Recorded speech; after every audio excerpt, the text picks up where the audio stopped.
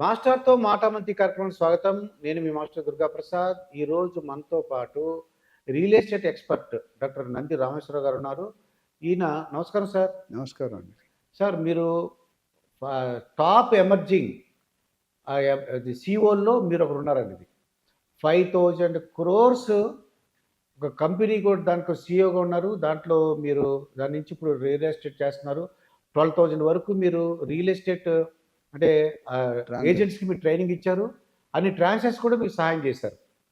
మీకు చాలా అనుభవం ఉంది. దానికి ఏంటంటే నేను ఇమ్మీడియేట్‌గా అడిగేది ఆంధ్రప్రదేశ్‌లో వైఎస్ఆర్ గవర్నమెంట్ పోయి ఇప్పుడు కూటమి ప్రభుత్వం వచ్చిందండి. దీనివలన రియల్ ఎస్టేట్ రంగం ఎలా ఉండబోతుందంటారు? ఎందువల్లంటే అక్కడ అమరావతిని లేదు 3 క్యాపిటల్ చేస్తున్నానని చెప్పేసి అమరావతి ఏమో ఏదో ఒక ఎగ్జిక్యూటివ్ క్యాపిటల్ అని అలాగే 3 చేశాడు. విశాఖపట్నం ఒకటి, కర్నూలు అని. ఇప్పుడు ఏంటి కొత్త ప్రభుత్వం వచ్చింది. వీళ్ళందరూ కూడా అమరావతి మీద కాన్సంట్రేట్ చేస్తారండి. ఇప్పుడు ఏంటి? రియల్ ఎస్టేట్ ఎలా ఉండబోతుందంటారు ఆంధ్రప్రదేశ్‌లో? హ్యాపీగా ఉంటారండి. మీకు కావాల్సింది అవుతుంది కదా. ఆ! ఇంతవరకు గ్రోత్ లేదా స్టేట్‌లో. హ్మ్. యునైటెడ్ ఏపీ ఉన్నప్పుడు ఒకలా పెరిగింది. యునైటెడ్ ఏపీ తర్వాత 5 ఇయర్స్ చంద్రబాబు గారు చేశారు. హ్మ్. ఇక్కడ కేసీఆర్ వచ్చారు. అక్కడ కొంతవరకు బేస్ క్రియేట్ క్యాపిటల్ డిసైడ్ చేయడం, ల్యాండ్ పూలింగ్ చేయడం, రైతుల దగ్గర తీసుకోవడం అన్నీ చేశారు. హ్మ్. అది గ్రోత్ అయ్యే టైంకి పడిపోయాడు ఆయన. అవునండి. What ever reason. హ్మ్. ఆ పడిపోయిన దగ్గర నుండి మనకి స్టార్ట్ అయింది. హ్మ్. ఏం స్టార్ట్ అయింది? రియల్ ఎస్టేట్ మొత్తం కుదేలైపోయిన స్టేజ్కి వెళ్ళింది. ఎందుకంటే స్టేట్ 30 సంవత్సరాలు వెనక్కి వెళ్ళిపోయింది. హ్మ్. సో ఆబ్వియస్లీ ప్రజలు తీర్పు ఇచ్చారు.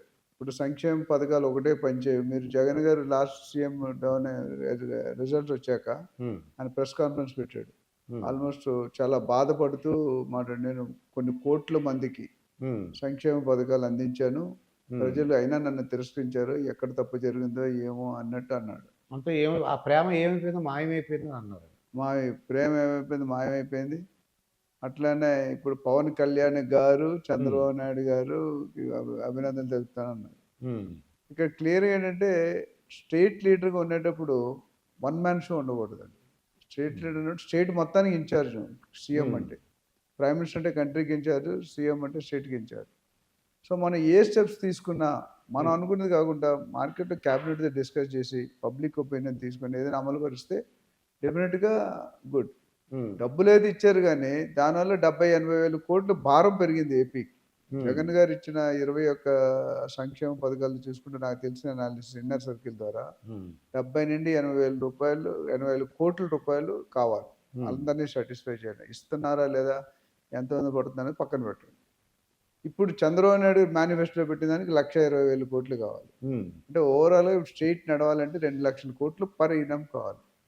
నెక్స్ట్ 5 సంవత్సరాల్లో 10,00,000 కోట్లు కావాలి. ఆల్రెడీ 12,00,000 కోట్లు అప్పులో ఉంది. హ్మ్. డబ్బులు ఎక్కడి నుండి వస్తాయి? ఇన్‌ఫ్రాస్ట్రక్చర్ లేదు, ఇండస్ట్రీ లేదు, ఎంప్లాయ్‌మెంట్ లేదు, డెవలప్‌మెంట్ లేదు, రోడ్లు బాగోలేవు.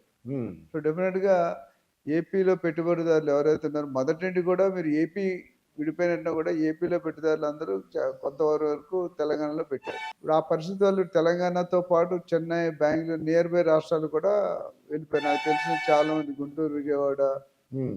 బిల్డర్స్ గానీ లేదా they moved out of Andhra. హ్మ్.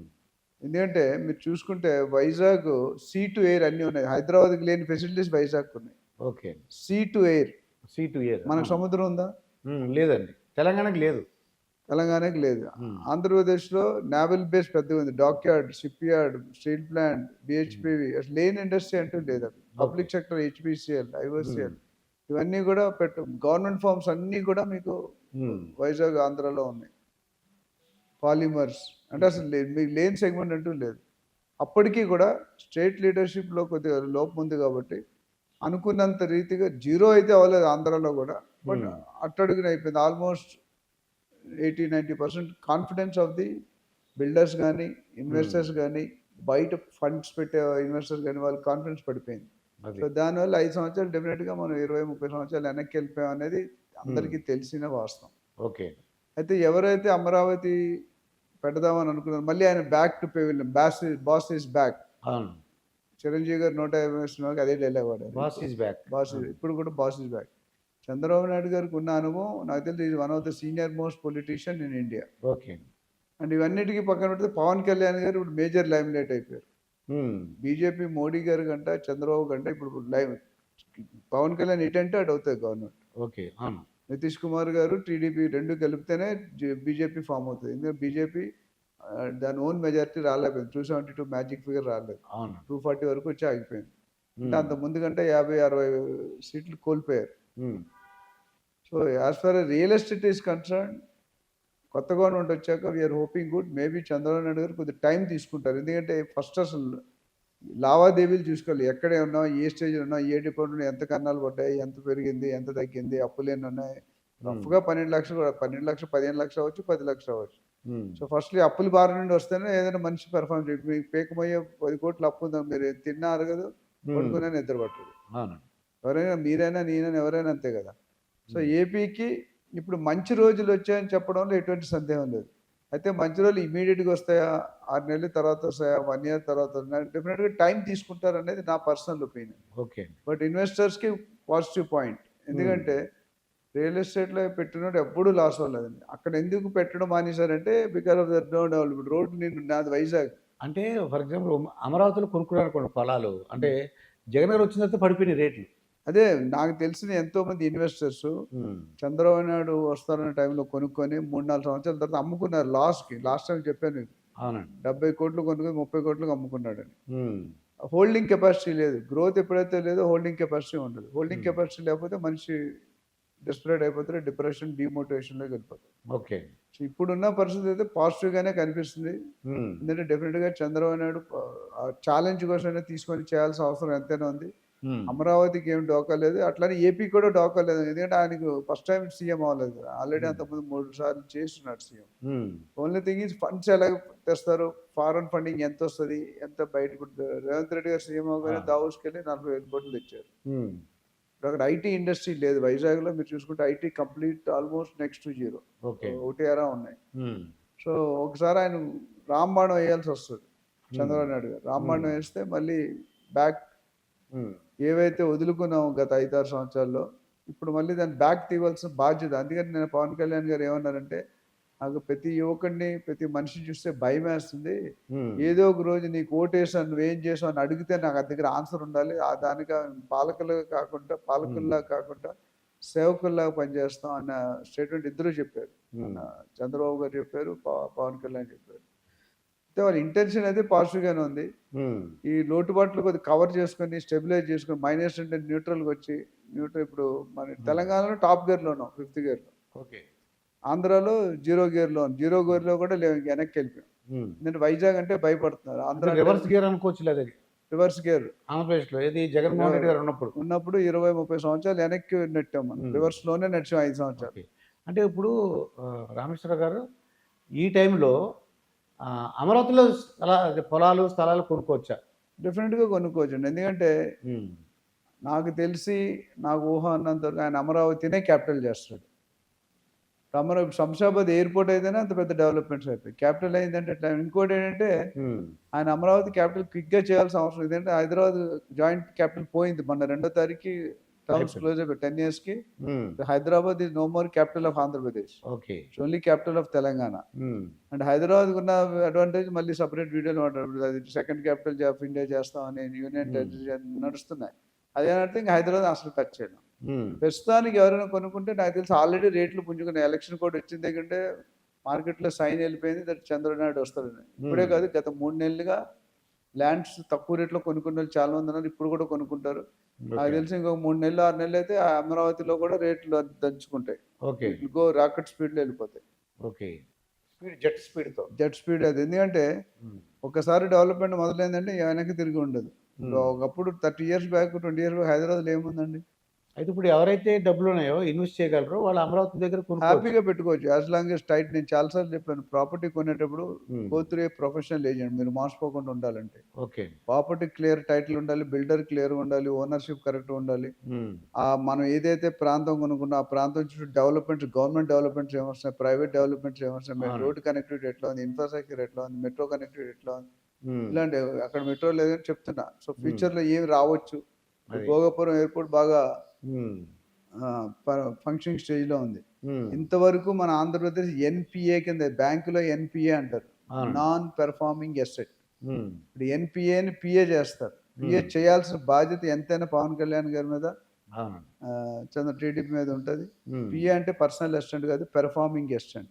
ఓకే. పెర్ఫార్మింగ్ అసిస్టెంట్ అంటే నాన్ పెర్ఫార్మింగ్ పెర్ఫార్మింగ్ వచ్చామంటే ఆటోమేటిక్గా ఫస్ట్ స్టార్టింగ్ ప్రాబ్లం ఇండియాలో మీరు చూసుకుంటే Sunrisers Hyderabad starting problem ఉంటుంది.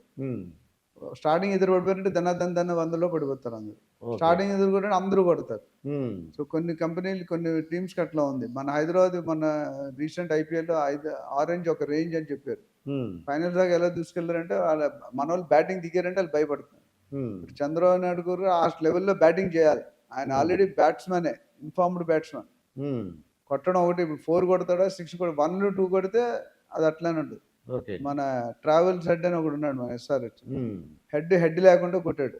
హ్మ్. మిగతా బౌలర్స్కి హెడ్లెస్ చేస్తాడు బౌలర్స్. ఏ బాల్ వేసినా 6, 4 కొట్టాడు ఆయన. హ్మ్. సో ఆ లెవెల్కి వస్తుంది, రావాలి. మనందరం విషయం నేను బేసికలీ పర్సనల్గా నేను నా నేటివ్ ప్లేస్ వైజాగ్. హ్మ్. ఆంధ్రప్రదేశ్ పెడితే ఆనందించే వాళ్ళు ఫస్ట్ వ్యక్తి నేను ఉంటాను. అది. ఏదైతే మనం పోగొట్టుకున్నామో, ఏదైతే కోల్పోయామో అది Hmm. డెఫినెట్గా వచ్చే అవకాశాలు 100% కనిపిస్తుంది. బట్ టైం అనేది నేను చెప్పలేను. హ్మ్. డెఫినెట్గా it will take sizeable period. అదే. అప్పుడు ఏంటంటే వీళ్ళందరూ సెటిల్ అవ్వాలి ఫస్ట్. అవునండి. చాలా గ్యాప్ వచ్చింది గవర్నమెంట్ డిపార్ట్మెంట్స్లో కానీ, సిస్టమ్ వర్కింగ్ స్టైల్లో కానీ. అవునండి. సో ఇవన్నీ కొద్దిగా బేస్ లెవెల్ సెట్ చేసి ఫౌండేషన్ వేసి మళ్ళీ దాని మీద రియల్ ఎస్టేట్ వర్క్ చేస్తారు. నాకు తెలిసి చంద్రబాబు నాయుడు గారు ఫండ్స్ తాగడం అది వెన్నతో పెట్టిన విద్య. ఆయన పెద్ద ఓకే. గారు ఒకసారి హ్మ్. వెళ్ళాడంటే పెట్టి నింపుకొని వచ్చేస్తారు. అదే అది కేంద్రంలో చక్రం తిప్పడానికి అవకాశం ఉందని అంటున్నారు మళ్ళీ. 100% ఇప్పుడు టీడీపీ ఎంత ఇంపార్టెంట్ అయిపోయిందంటే Hmm. మోడీ గారు కూడా డిమాండ్ చేయలేదు. మినిస్ట్రీలు కూడా మనకు వస్తాయి, నాకు తెలిసి సెంట్రల్లో కూడా బాగానే ఓకే. వస్తాయి. హ్మ్. స్టేట్లో ఇప్పుడు పవన్ కళ్యాణ్ గారు 3-4 మినిస్ట్రీలు 5 మినిస్ట్రీ ఎన్నో డెఫినెట్గా Hmm. కీలకమైన పొజిషన్ ఎవరంటే పవన్ కళ్యాణ్. ఈ రోజు పవన్ కళ్యాణ్ గారు జైలు వెళ్ళి మాట్లాడకపోతే ఆంధ్రప్రదేశ్ పరిస్థితి వేరేగా ఉండేది. అవునండి. కూటమి అనేదే ఉండదు. అవునండి. కూటమి రావడానికి మెయిన్ చంద్రబాబు నాయుడు గారే నేను చెప్పారు. పవన్ కళ్యాణ్ గారు. పవన్ కళ్యాణ్ అవును. ఆయన ఇనిషియేట్ తీసుకొని గ్యాప్ ఏదైతే మోడీ గారికి టీడీపీకి Hmm. ఉందో ఆ మధ్య గ్యాప్కి చాలా కష్టపడ్డాడు. అదండి. కానీ ఆయన అప్రిషియేట్ చేయాల్సింది ఏంటంటే నేను ఏ పార్టీకి ఫర్ కాదు. 10 సంవత్సరాలు వెయిట్ చేశాడు పవన్ కళ్యాణ్ గారు. హ్మ్. 10 సంవత్సరాలు వెయిట్ చేయడం అనేది really great. Really great. And మీకు ఇంకో పాయింట్ నోట్ చేశాను కనుక highest strike rate Pawan Kalyan. Oh! 100% వచ్చిందండి. 21 సీట్లకి 20 అంటే పోటీ ఇండియాలో. చేసిన అన్ని స్థానాల్లో గెలిచారు. ఎంపీలోను, ఎమ్మెల్యేలను. అవునండి. సో ఈ ఇండియాలోని ఏ పార్టీకి వెళ్ళి అన్న పేరు వచ్చేసింది. మొన్నటి వరకు జనసేన అంటే ఏదోలే జనసేన, ఇప్పుడు అలాగా జనసేన అంటే జనసేన కూడా ఒక గుర్తింపు కలిగిన నేషనల్ లెవెల్లో ప్రతి హ్మ్. ఒక్కడు మాట్లాడుతున్నాడు. నితీష్ కుమార్ గుండి, టీడీపీ గుండి, హ్మ్. కూటమి గురించి మాట్లాడుతున్నారు. ఓకే అండి. సో వైఎస్ఆర్ సీట్లు ఏవైతే లాస్ అయినా నాకు తెలిసి బీజేపీ కొట్టుకెళ్ళిపోయింది. అదండి. బోత్ తెలంగాణ అండ్ ఆంధ్రాలో. సో బీజేపీ నార్త్లో తగ్గిన సౌత్లో బాగా వేయడం మొదలుపెట్టింది. అయితే మనం కొనుక్కోవచ్చండి. వీళ్ళు ఎవరైతే ఇన్వెస్ట్ చేయగలరో వాళ్ళు డెఫినెట్గా అమరావతిలో కొనుక్కోవచ్చు. కొనుక్కోవచ్చు.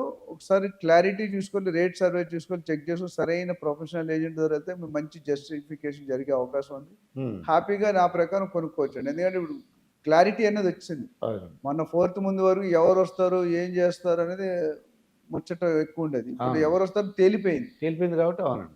And okay. హైదరాబాద్ని డెవలప్ చేసినట్టు అది కూడా డెవలప్ చేయాలని మనం కోరుకుందాం. అదే. Wish good luck to the AP ఇదండి స్టేట్. నంది రామేశ్వరరావు గారితో జరిగిన ఇంటర్వ్యూ. మరొక ఇంటర్వ్యూతో మీ ముందుంటాను. మీ మాస్టర్ దుర్గా ప్రసాద్. నమస్కారం సార్. నమస్కారం అండి.